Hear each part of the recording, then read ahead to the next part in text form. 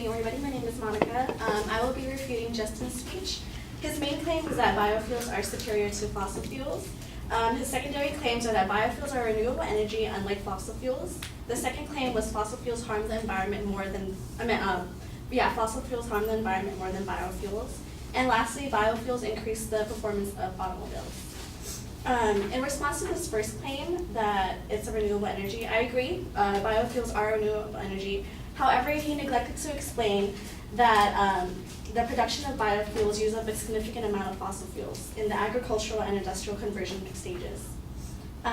Sometimes the fossil fuel energy used for biofuel production actually overcomes the energy available in the biofuel delivered. According to an analysis report done by Embodied Energy, the production of soybean needed was 0.7 to 3.2 times the amount of fossil fuels to produce the amount of biofuel delivered. The report also showed that only 25% of the resources used to make it were actually renewable. And lastly, the report also incorporated the EYR, which is the measure of the ability of the product to contribute back into the economic system, being only 1.46 as opposed to fossil fuels measuring a 3.7 on the scale. Biofuel processing uses huge amounts of fossil fuels in the form of fertilizers, pesticides, machinery, and so forth.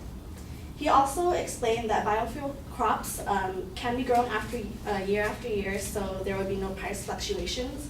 However, I disagree because like anything, like the economic theory of supply and demand, if the demand for biofuel increases and we aren't able to supply as much, then the biofuel crops will definitely have price fluctuations as well and drive up food prices. In response to his second claim being that fossil fuels harm the environment more than biofuels, biofuels might become more popular later on, especially if fossil fuels run out. And because of this, deforestation may occur.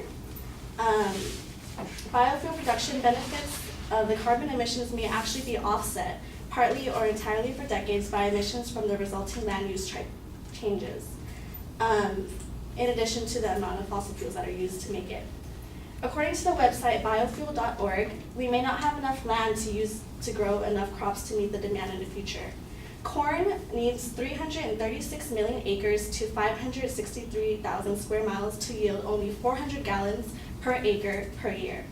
The U.S. actually has a total land area of 3.7 square miles. Now, to grow enough crop to meet the gas and diesel fuel demands, the U.S. would actually need 1.5 times the amount of land that we have currently, just to satisfy the demand. This will actually result in us having to possibly even go into other countries to use it. And he had mentioned before that we won't have to use any imports. We won't have to use any fossil fuels to import the biofuels just because we can grow it in America. But like I said, if the demand increases, then we might have to go into other countries. Another way that biofuel harms the environment is that it can also harm the biodiversity of ecosystems. Because of the demand for biofuel will increase, maybe possibly just planting one crop in a large tract of land can lead to habitat loss and the extinction of other plants in the long run. His third claim was that it will increase performance of automobiles. That may be true, but he also didn't mention that biofuels dissolve easily, which also will result in the engines having to be changed more often.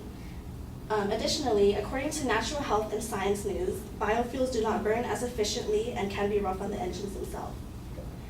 In conclusion, biofuels aren't all that superior compared to fossil fuels because biofuels use up a significant amount of fossil fuels in the production process, the crops are seasonal, and the demand may cause deforestation, harm biodiversity, and the prices may fluctuate as the demand increases. Now, overall, I am an advocate for renewable energy, but to say that biofuels are superior without considering the process and the flaws with it, and how it also affects the environment just as much as fossil fuels would be unfair.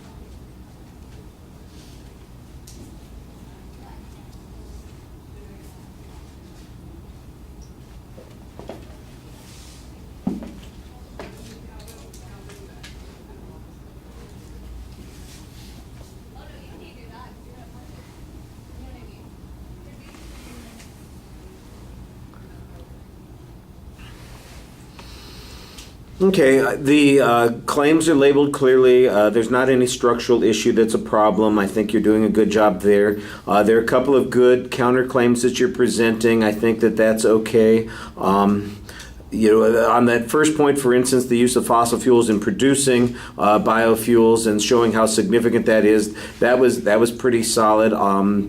I don't know that we get the data on it that is as specific as it would be to make it as convincing as you might want it to be. But there is like some generic information that suggests that it's really, almost counterproductive to do those sorts of things. Then you have kind of a second argument about what the economic data is in comparison, and that was not quite clear because there's not really an explanation of what that standard is that you're using. So, I don't know that it helps you that much, but even then, the economic argument is not really germane to the issue here, which is whether or not we're going to get a sufficient amount of fuel as an alternative, or whether it's going to have that benefit.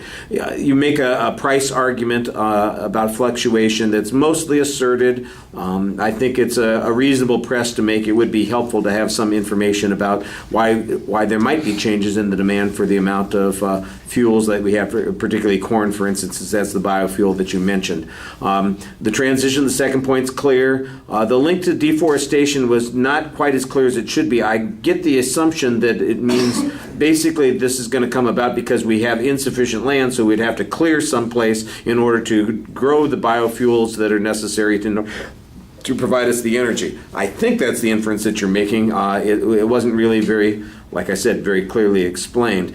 You did have some nice data that suggests that we don't have enough land, although I think when you mentioned the total land area that is available in the United States, your number is not presented completely, and so that was a little bit confusing. The economic risks, again, that we've got another counterclaim, that's a little bit thin on that particular point. The third point, it's a mitigating issue that you're talking about here. I think you could use a little bit more evidence on it. It's a reasonable press to be making. I thought you had a pretty solid summary. Again, I think you pull your punch at the end and just say, make the argument. Nobody is opposed to having effective alternative energies that work. However, economic issues and practicality have to be part of the equation. Say it that way instead of, like I said, pulling your punch there. All right, thank you.